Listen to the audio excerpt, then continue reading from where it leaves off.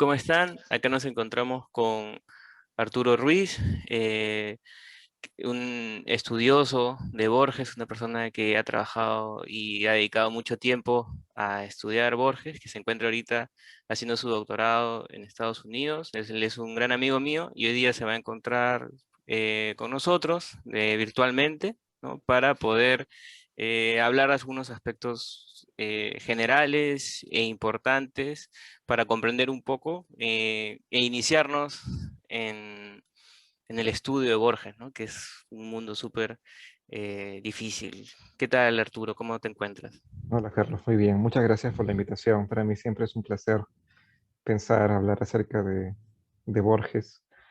Así que nada, adelante con el diálogo.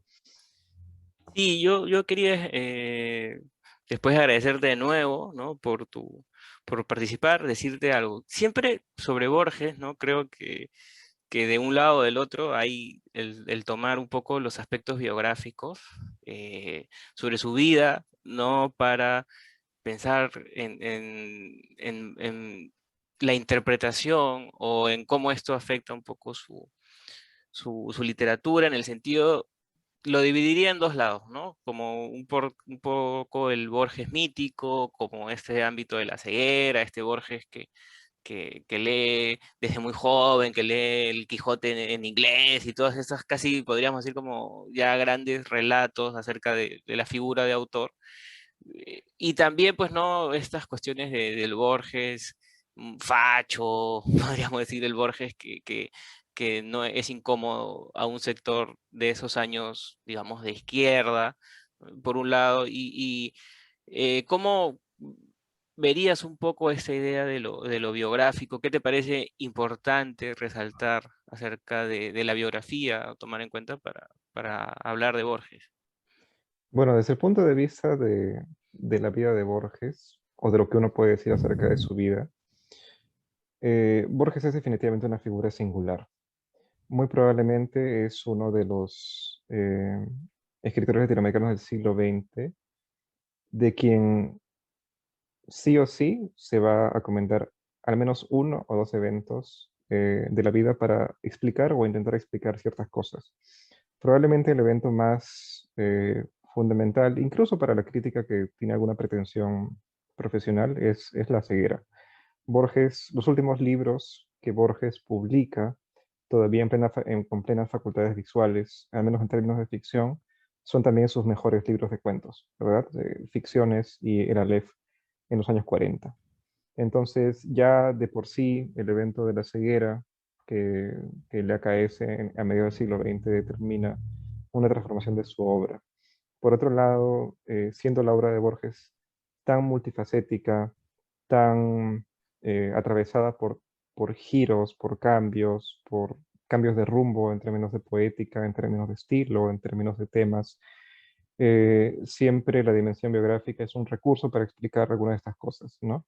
Empezando por su juventud. Bueno, sabemos que Borges nace en Buenos Aires en 1899, pero que pasa la mayor parte de su adolescencia y también parte de su infancia en Europa, porque viaja con su familia primero a Suiza, a Ginebra, y después a España. Pasa una temporada también entre Madrid y Mallorca. Entonces, empezando por ahí, se supone que el viaje europeo impacta de muchas formas su entendimiento de la política, de la poética, participa en las vanguardias con el ultraísmo en España y luego retorna a la Argentina. Y ese retorno a Argentina a principios de los años 20 también significó pues una nueva comprensión de lo que significaba el país en ese momento de transformaciones sociales y también una nueva comprensión de lo que significa o significaba en ese momento hacer vanguardia, hacer poesía vanguardista en América Latina.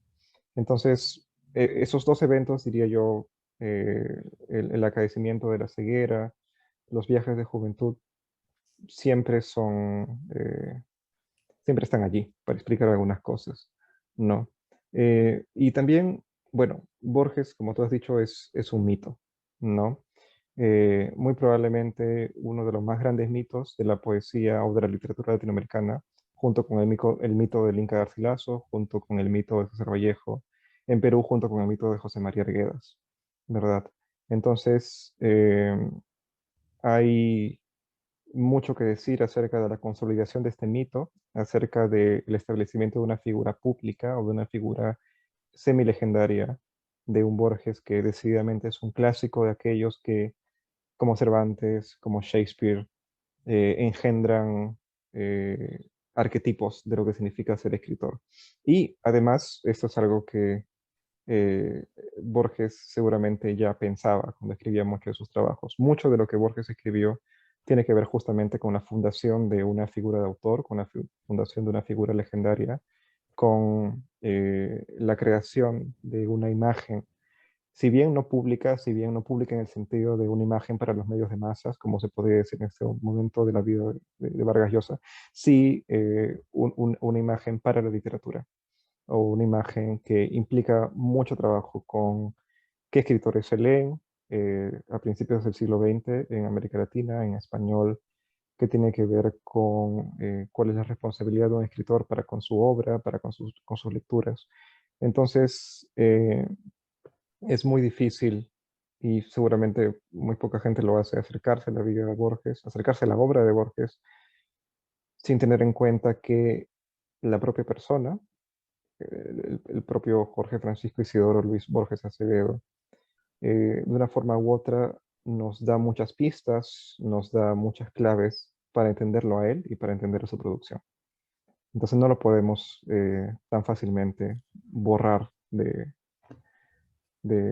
cuadro de interpretación.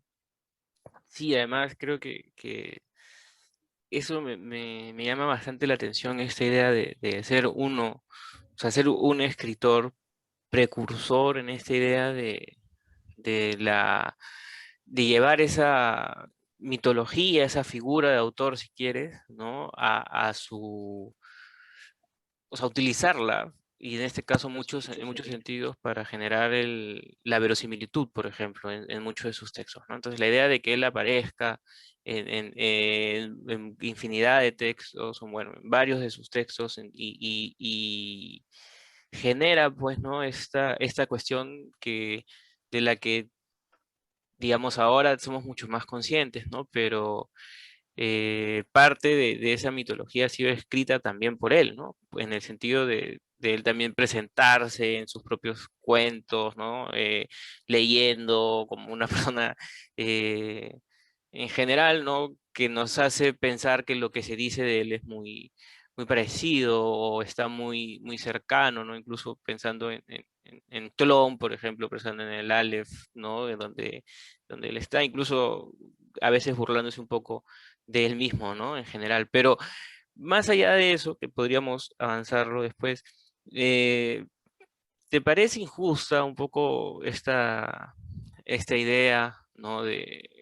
Por ejemplo, todo este mito y la idea de que Borges no gana más premios o nunca gana el Nobel, digamos, ¿no? Que hay porque no era de izquierda. O sea, a mí, desde un cierto sentido, me parece un poco injusto porque creo que se le cataloga muy rápidamente, ¿no? Y creo que también un poco por la época, ¿no? No sé cómo lo ves tú, la idea de que era una época en que todo era blanco-negro, ¿no? Y Borges era un poco como molestando y como criticando y como hablando de todo y digamos, si uno lee constantemente todos sus textos, uno no podría decir, acá hay una estructura clara de que él tiene una posición filosófica o una posición política, pero no sé, ¿tú cómo ves esta conexión política, podríamos decir, de Borges, tanto en su vida como en su obra? ¿Cómo lo verías?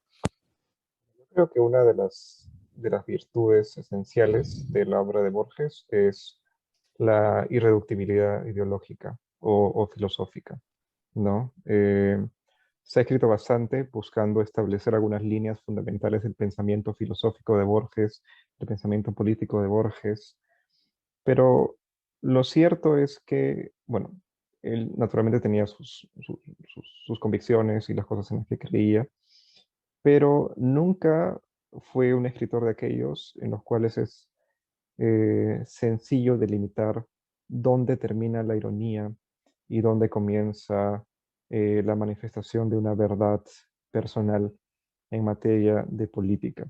Él siempre bueno, no siempre, pero durante gran parte de su vida adulta se definió más bien como un anarquista en la senda de Herbert Spencer, un pensador británico de quien era lector su padre. Parte de su imagen pública, sobre todo a partir de los años 60, 70, pasa por pintarse como alguien a quien no le interesa la política. Y sin embargo, en su vida privada, sin embargo, en sus tratos con otros intelectuales en Argentina, firma un montón de cartas abiertas, un montón de manifiestos, un montón de quejas. Participa, si uno quiere ponerlo así, oblicuamente, en la vida política antiperonista en, en Argentina. Eh, de modo que eso también puede causar sorpresa para quienes recuerdan que en su juventud era una persona con pensamiento más bien de izquierda, ¿no? En algún momento estuvo a punto eh, de publicar un poemario más bien comunista o o con pretensiones de afirmatividad eh, política. Entonces, ¿cómo evaluar eso? Yo creo que hasta cierto punto evaluar esta dimensión de la vida política de Borges en relación con su obra dice más acerca de nosotros, dice más acerca de qué nos interesa a nosotros lectores en el siglo XXI destacar de un escritor. Entonces, por ejemplo, el tema del Nobel. Creo que la verdad o lo que se admite ahora es que sí, en efecto, durante muchos años la Academia Sueca tenía cierta preferencia por escritores de tendencia de izquierdas y Borges en ese sentido cometió, digamos, algunos deslices para ser políticamente aceptable, ¿no? Probablemente el desliz más grande fue aceptar una condecoración por parte de Pinochet. Entonces, uno podría pensar qué habría pasado o qué pasaría con un escritor de la talla literaria de Borges que hiciera algo así en el siglo XXI, ¿no? Entonces, no lo sé, probablemente Borges es uno de aquellos escritores también cuya obra es tan grande, cuya influencia es eh, tan monstruosa, tan gigante, que, que se le perdona todo, ¿no? O bueno, es parte del discurso, ¿no? Algo que dijo, me acuerdo alguna vez, Cornejo Polar, según cuenta una escritora peruana cuyo nombre olvido, ¿no? Alguien le pregunta alguna vez a Cornejo Polar en San Marcos, oye, ¿por qué leemos a Borges si Borges es un maldito derechista o alguien, un reaccionario que está totalmente fuera de ritmo, de sintonía con los grandes problemas de la política latinoamericana? Cornejo Polar responde, pues a un genio se le perdona todo, ¿no? Pero es eso, bueno, algo que no sé si podemos transar con eso. Pero, de hecho, hay muchas formas de leer políticamente a Borges. Y muchos de sus cuentos, muchos de los cuentos que aparentemente no tienen nada que ver con la política, tangencialmente o incluso alegóricamente puede que sí. Por ejemplo, el cuento que mencionas, Plon Ukvar Orbis Tertius, es un cuento que tiene que ver con una o dos sociedades secretas que se proponen la fundación de un orden metafísico, político, paralelo al orden de la política real o de la vida real. Es un cuento que también tiene que ver con la implantación de una dimensión estructural, lingüística, de la realidad sobre la vida misma. Y todo eso se puede leer también en clave política, ¿verdad? En clave política, sobre todo porque es un cuento que se publica en los 40, ¿no? Que no recuerdo si se publica durante la Segunda Guerra Mundial o no, pero hay, digamos, ahí un contexto histórico para leer estas aspiraciones totalitarias de comprensión del mundo, ¿no? Entonces, de una forma u otra, siempre se puede llevar la lectura por esos lados, ¿no? Claro, claro. Entonces sí, a mí yo soy completamente de acuerdo. Me parece que, que, que esta idea va más hacia qué es lo que nosotros vemos en Borges que entender, ¿no? Claramente una posición política, sobre todo en los textos que está produciendo. Pero bueno, dejando un poco ya lo biográfico, estos ámbitos, ¿qué te parecería entrar un poco en la temática de Borges, ¿no? Porque yo siempre les digo que Borges a mí es un escritor que a veces me da miedo leer de noche, ¿no? Porque tiene unos temas así que te pueden quitar un poco el sueño si estás queriendo leer, o no, no sé, pero a mí me causa ese efecto, entonces, no sé, ¿qué temas te parecen los predilectos? Yo sé que hay muchos, pero por lo menos algunos de los principales o los que llamarías, o digamos, estas persecuciones literarias que podríamos decir que se encuentran en Borges. Bueno, son muchos. De hecho, Borges escribió sobre tantas cosas. Si uno se pone a leer, por ejemplo, los textos que él publicó en periódicos, en revistas, se encuentra que, por ejemplo, le interesaban teorizaciones matemáticas que aparentemente no tienen nada que ver con la literatura y que él analiza según marcos filosóficos que también aparentemente no tienen nada que ver con su literatura ni con sus ensayos, al menos los que recogió en libros. Un tema que a mí siempre me gusta recordar, ahora que mencionas el no poder dormir o el leer en la noche y no poder dormir, es el tema del insomnio. De una forma u otra, Borges escribió bastantes parábolas que tienen que ver con el insomnio. Probablemente la más famosa sea Funes el Memorioso, este cuento de ficciones que tiene que ver con un hombre que tiene la maldición o la bendición, dependiendo de cómo se la mire, de ser incapaz de recordar no solamente todo lo que ve, sino todo lo que piensa, todo lo que experimenta y cualquier, en fin, estado de cosas que con lo que se encuentra, con la que se encuentra en su vida. Entonces, por ejemplo, allí ese cuento se lo leí de muchas formas, pero Borges en su autobiografía y en otros momentos señala que la inspiración para ese cuento era su propia experiencia de insomnio, no la experiencia de no poder dormir y tener una relación un tanto diferente con la realidad material. Sin embargo, hay definitivamente algunas constantes en la obra de Borges. Se dice que es un escritor profundamente filosófico, muy interesado en temas metafísicos, aparentemente desligados de los rumbos centrales de la literatura latinoamericana. Pero siempre esto tiene que ver con cómo conceptuamos, cómo pensamos que es la literatura latinoamericana, la literatura en español.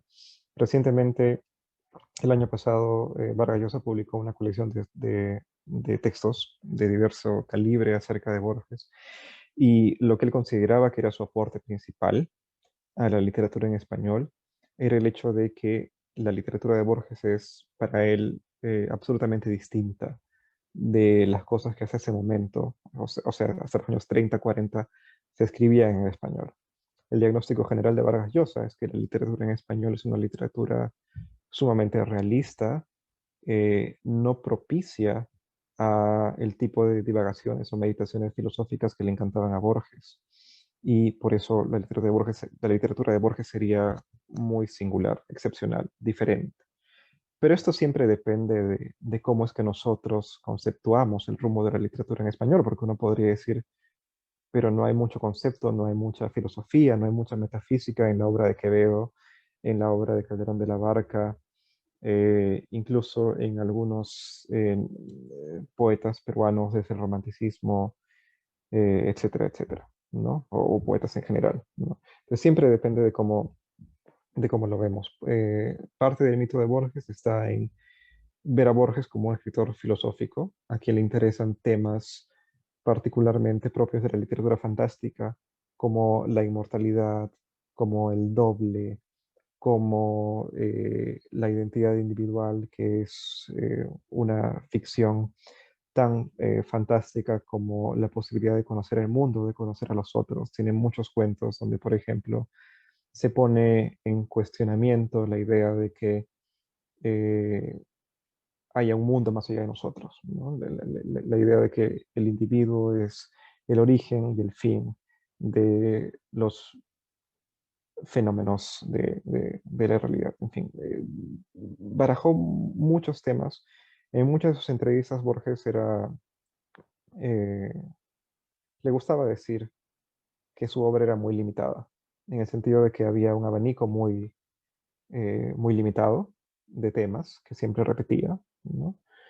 Que siempre planteaba con apariencias, con formas diversas, Pero yo diría que esto es más bien parte del mito o parte de la figura que él mismo ayudó a construir.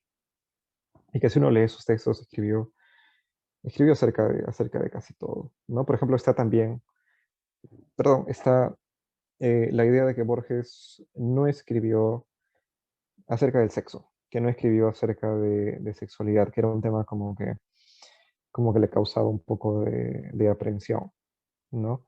Sin embargo, sí tiene algunos cuentos, tiene algunos poemas. Se me ocurre en este momento La secta del Fénix, que es un cuento, si mal no recuerdo, de la segunda parte de Ficciones, donde se propone que el sexo es una práctica secreta, propia más de una secta que de la biología humana o animal, ¿no?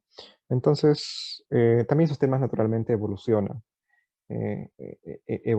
Hacia el final de su vida, por ejemplo, el último libro de cuentos que él publicó, me parece que es del año 83 o 82, La memoria de Shakespeare, recoge algunas de sus constantes filosóficas o temáticas, pero también introduce algunas cosas nuevas, ¿no? Probablemente uno de los cuentos allí que más destacables es el titular La memoria de Shakespeare, que trata acerca de una persona que guarda dentro de sí como como un don o maldición nuevamente, la memoria de William Shakespeare, de la persona William Shakespeare, ¿no? Que es un personaje también parte de las obsesiones eh, poetológicas de Borges, ¿no? Y esa persona que guarda su memoria, de pronto tiene la posibilidad de darle a otro personaje la memoria de Shakespeare y comunicar esa carga de conciencia, esa carga informacional que es simultáneamente bendición y maldición, ¿no? Entonces, que es un tema que uno podría decir, sí, ya está en algunos cuentos de los años 40, pero también uno podría decir, no son solamente temas borgianos, sino que son más bien temas universales de la literatura fantástica, pero que Borges visibiliza en, en nuestra región y en nuestro idioma. Sí, me has hecho acordar mucho recuerdo, hay un pequeño articulito, un artículo de un ensayo de Eco, ¿no? Eh, que es sobre las influencias de Borges en mí, no me acuerdo el título, no sé si te acuerdas, ¿no? Sí, se llama Borges y mi ansiedad de la influencia, Influencia. que Y es ahí toca un poco el tema, ¿no? De como Borges no lo ha inventado todo, pero ha hecho más claro como que ciertas cosas, ¿no? Porque le preguntan, ¿y usted cuánto ha tomado de Borges, ¿no? Y él dice, no, bueno, no es que Borges haya inventado todo, pero sí es probable que haya cosas que él me ha hecho ver más claras y hay cosas que no necesariamente he llegado a temas que son muy de Borges, pero que no necesariamente he llegado a través de Borges, ¿no? Entonces creo que también es parte de este mito, ¿no? De que Borges lo inventó todo y no es tampoco tan claro, no sé. claro, porque siempre hay una forma de llegar a los temas. O sea, bueno, naturalmente somos seres humanos y no podemos acceder a ningún tema como lo haría una computadora. Entonces, hay ciertos temas de la literatura que en América Latina, solamente por, por nacer aquí, por crecer aquí y por, digamos, gran porcentaje de la población peruana crecer leyendo en español, hay muchos temas eh, a los que es más fácil llegar a través de Borges, ¿no? Entonces, estoy, por ejemplo, muy seguro de que gran parte de los lectores en el Perú llegan a la obra de Schopenhauer, del filósofo alemán Arthur Schopenhauer, no a partir de sus indagaciones filosóficas en idealismo o posidealismo alemán del siglo XIX, sino a través de Borges, ¿no? Entonces, Borges pone sobre la mesa un montón de temas, un montón de autores, y eso es también algo que, bueno, que muchos lectores agradecen, ¿no? Porque él era muy evidente o muy digamos, elocuente en cuanto a sus influencias, ¿no? En cuanto a sus influencias. Pero una de las cosas probablemente más admirables es la forma en que visibilizaba esas influencias, ¿no? Nunca diciendo, ah, soy influido por tal, sino siempre problematizando los autores y los libros de los cuales bebía, ¿no? Que siempre es, digamos, parte del quehacer de un gran escritor, ¿verdad? Imponer una interpretación personal a los textos o o a las influencias que recibe y convertirse en sí mismo en un prisma para el pasado y en su caso para el futuro también, ¿no? Sí, lo cual es clave y difícil, ¿no? Es muy difícil, ¿no? Sacar esa influencia, ¿no? O esta cuestión de no ahogarse en el tema o en la persona que uno está leyendo. Entonces, y sacar una cuestión más personal, lo cual me llevaría ¿cómo crees que es el arte poética? ¿O cómo podríamos definir en algunas cuestiones claves el arte poética de Borges? Definitivamente tendría que ser un arte poética que se concentre o que haga distinciones entre los diversos ensayos, perdón, entre los diversos géneros que practicó Borges, ¿no? Por ejemplo, solamente remitiéndonos al género del cuento, al género del cuento, que era el género, digamos, predilecto en narrativa de Borges.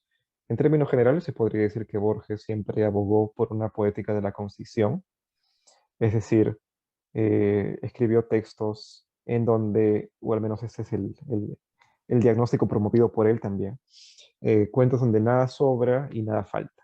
Es decir, donde no hay nunca un adjetivo de más, no hay un adverbio de más, donde todo tiene una función específica. Pero este naturalmente es un diagnóstico muy engañoso, porque si nosotros asumimos que a un texto no le sobra ni le falta nada, a priori, antes de leer el texto, una vez que nos enfrentamos a él, siempre estamos buscándole una explicación a todas las palabras. Entonces también es una forma de un poco justificar lo que uno hace, ¿no? Porque si nosotros entramos a un texto con la idea de que este escritor le gusta usar demasiados adverbios terminados en mente, nos encontramos con un adverbio como lentamente o incesantemente y ya decimos, ah, este es un error, este es, digamos, una desviación del autor y no es algo planeado.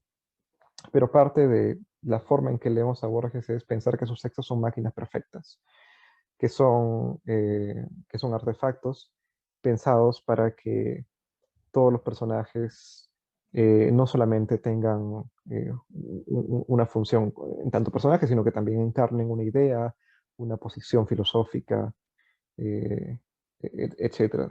Otra cosa también que se puede decir como rasgo general de su práctica del cuento es su dependencia, o mejor dicho, bueno, dependencia, uno podría decir que esto es normal en cualquier escritor, pero sí el hacer visible que sus textos se construyen sobre moldes anteriores, sobre temas ya anteriormente planteados por el sistema universal de la literatura o occidental de la literatura.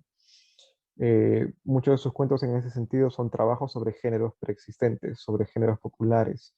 Tienen muchísimos cuentos escritos individualmente o en colaboración con Bioy Casares que se escriben sobre el molde, por ejemplo, de la literatura policial, de la literatura detectivesca, pero dándole siempre un giro filosófico adicional. Su primer libro de cuentos, Historia Universal de la Infamia, que es de los años 30, se construye sobre textos anteriores, textos que informaban acerca de las vidas no ejemplares de grandes piratas, delincuentes, gente, digamos, de vida infame, ¿no? Entonces, Borges problematizó este aspecto de su obra mucho en sus cuentos. Probablemente el cuento donde más lo problematiza es en Pierre Menard, autor de Quijote, un cuento que escribe, si no recuerdo mal, a finales de los años 30, que trata acerca de un hombre que se propone escribir o reescribir el Quijote, ¿no? El Quijote de Cervantes, pero termina finalmente reescribiendo solamente ciertos fragmentos selectos de la primera y segunda parte del Quijote, palabra por palabra, ¿no? Entonces allí Borges elabora, digamos, una pequeña teoría acerca de la influencia, acerca de la hipertextualidad, acerca de qué significa hacer literatura a partir de la literatura que viene antes de nosotros, ¿no? En ese sentido, un rasgo central de la poética de Borges tiene que ver con difuminar o desterrar la idea de la pura originalidad, la idea de que los artistas o los escritores en particular son capaces de crear a partir de la nada. Borges diría ante esto o mostraría que no, que siempre estamos escribiendo a partir de otras cosas, pero que ese mismo acto de apropiarse, de coger, de usurpar, puede ser un núcleo de la creatividad, ¿verdad? Entonces yo diría que ese es otro rasgo, otro rasgo importante. Eh, Perdona que te corte. ¿Y sí, qué pensarías de la... que me interesa bastante, justo ayer estaba releyendo algunos cuentos y ¿qué, qué piensas de este trabajo entre la causalidad y la casualidad en los textos, ¿no? Porque me parece que siempre hay este juego en que hay cosas que evidentemente parecen casuales y terminan siendo la causa, ¿no? Del de que se dinamite o que se impulse el cuento. O sea, los cuentos siempre tienen una causa, ¿no? Y que va estableciéndose, pero también juegan mucho con esta idea de la casualidad. Y no recuerdo bien dónde lo escuché, pero como que esta idea de toda buena historia siempre empieza con algo casual, ¿no? Siempre hay estas ideas, no en Borges, y no te diría, en muchos textos siempre hay una cuestión que lo explica, ¿no? ¿Cómo verías el trabajo de la causalidad en Borges? bueno, Borges escribió más de un texto ensayístico acerca de estos problemas del quehacer narrativo, ¿no? En general, los problemas que tienen que ver con cómo construir una historia que sea en sí misma, digamos, que sea autosuficiente y y que esté también constituida por ciertos momentos cuyo enlace, cuyo avance, cuyo devenir no aparezcan artificiales a ojos del lector, o que no parezcan, digamos, como tú pones, que no parezcan casuales. Entonces, por ejemplo, él escribió en los años 30 un ensayo que se llama, eh, me parece que es la postulación de la realidad, ¿sí? En su libro Discusión, donde él discute tres formas de plantear historias o de plantear, digamos, la realidad a partir de palabras. Una forma tiene que ver con lo que él llama el realismo más trivial que uno puede concebir. Sencillamente hacer que una historia abunde en detalles, que abunde en hechos, digamos, eh, sin mayor previsión por una superestructura, digamos. Pero también pensó en historias donde eh, estructuras a priori, estructuras que pueden ser alegóricas, que pueden ser simbólicas, establecen la percepción de los hechos narrados en la historia. Tiene también textos como, bueno, el famoso prólogo que escribió a su amigo Adolfo Bioy Casares para la novela La invención de Morel, donde postula que una virtud de la novela de su amigo y una virtud además de la llamada literatura de género es la capacidad de hacer historias donde exista cierto sentido de la necesidad narrativa. Es decir, de que las cosas no ocurren porque sí, sino que se adecúan a un plan o a una concepción de los hechos que implica una secuencialidad previamente razonada. Entonces, este fue un tema sobre el cual Borges razonó y definitivamente sus ensayos, perdón, definitivamente sus cuentos lo ponen de manifiesto. El cuento que se me ocurre como ejemplar para conversar acerca de estos temas es un cuento de ficciones eh, cuyo nombre por alguna razón, bueno, que es El jardín de senderos que se bifurcan, ¿verdad? El jardín de senderos que se bifurcan, que trata acerca de un espía de origen chino en la Primera Guerra Mundial eh, que está huyendo de un oficial prusiano que se llama Richard Madden, ¿verdad? Y que eventualmente llega a la casa de un famoso sinólogo que le explica o le muestra dos obras grandiosas de un antepasado de este espía de origen chino. Entonces, dentro de esas obras se plantea la posibilidad de un libro, la posibilidad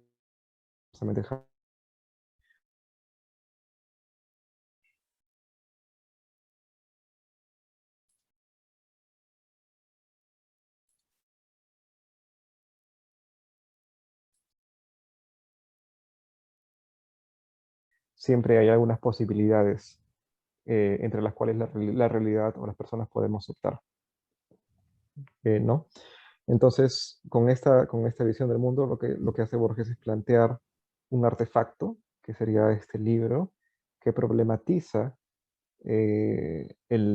la metafísica del devenir del mundo, ¿no? Entonces, estos problemas que por un lado parecen que es el problema causalidad versus casualidad, que puede parecer un problema intrínseco a la construcción de historias, Borges lo extiende a una concepción filosófica de la realidad, y esta relación entre literatura y realidad a partir de esta paradoja está plasmada en muchos de sus cuentos, siendo El jardín de senderos que se bifurca un cuento ejemplar para esto, ¿no?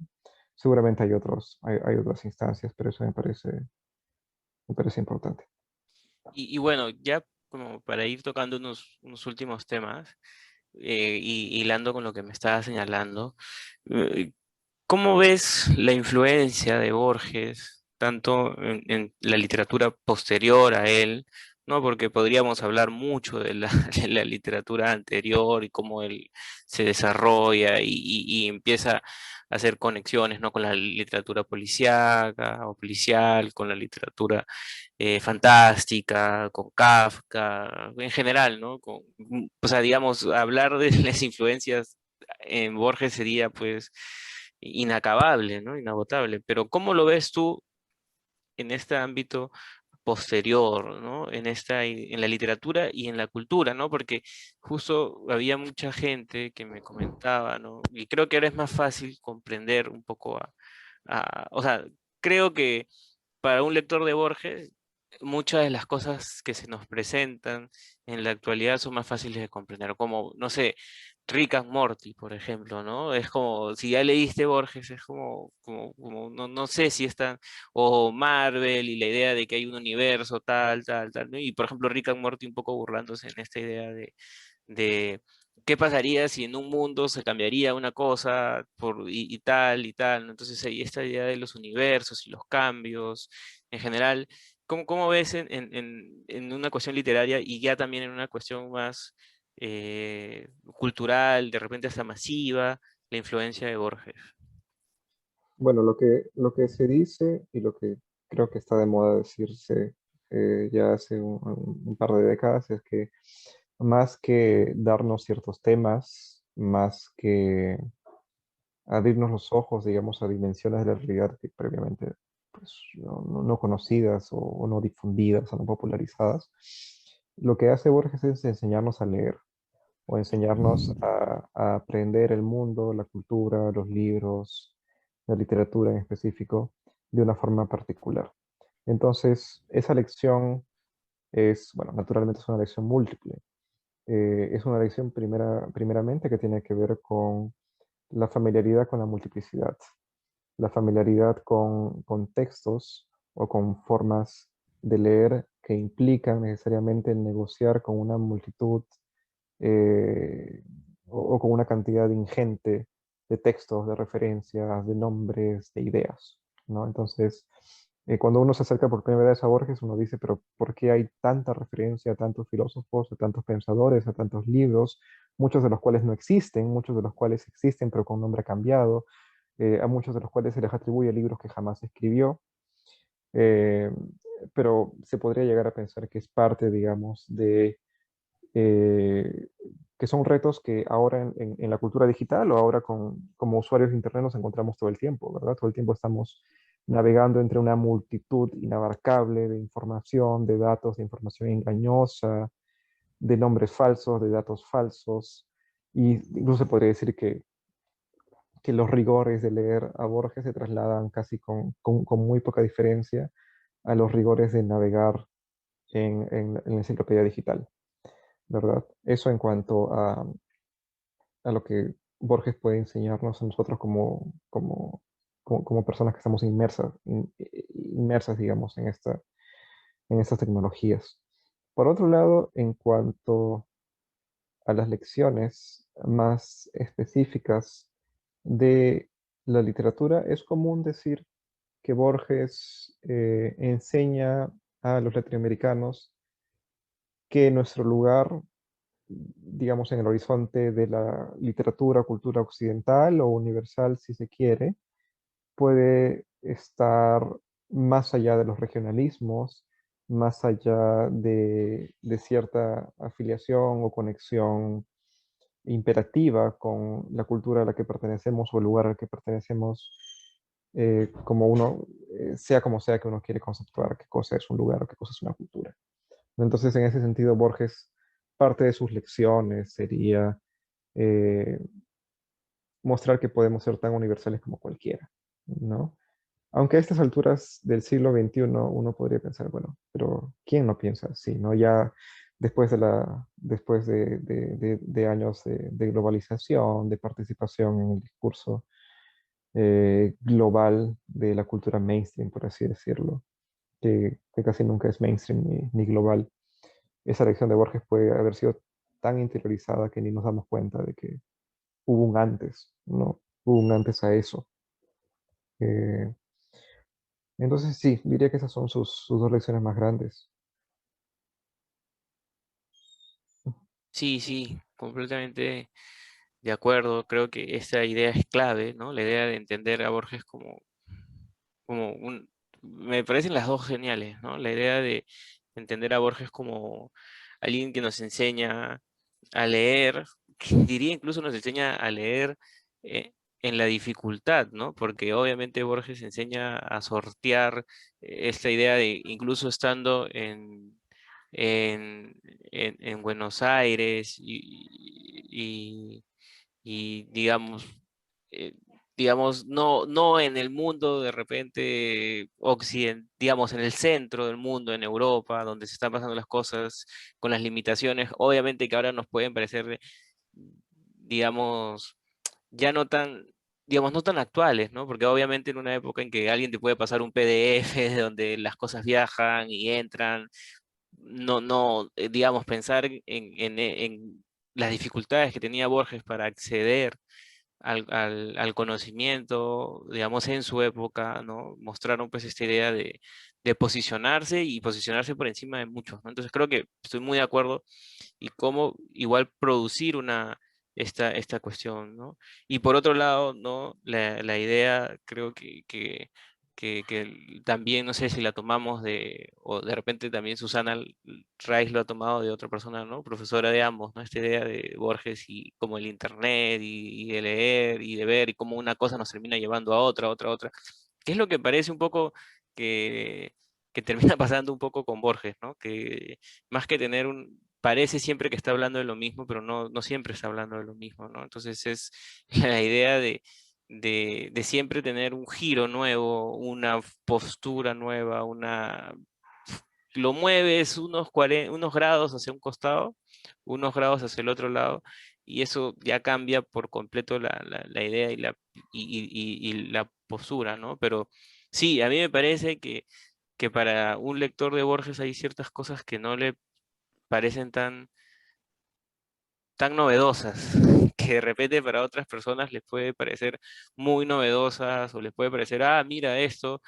Tú dices, no, ¿no? Y creo que hay ahí grandes, eh, no sé, referencias. A mí me llama mucho la atención, por ejemplo, o tributos, o por ejemplo ya el hombre ciego, por ejemplo, lector, ya no solamente es Homero, ¿no? Es Borges y esta idea, por ejemplo, el nombre de la rosa, o incluso en Game of Thrones, la idea de esta concepción que se va, ya creo que también demuestra su ascenso, por lo menos ahora en una figura muy prominente en el canon, ¿no? Entonces creo que por ahí, por lo menos para nosotros, no sé en el mundo en general, pero por lo menos en ese lugar del mundo, Borges es importantísimo hayas tomado la idea de hacer literatura fantástica o literatura parecida a la de él o no. Creo que muchas de las características que dicen, no, o sea, Vargas Llosa no tiene nada que ver con Borges en ese sentido, pero sí es un gran admirador de Borges, ¿no? Y es alguien que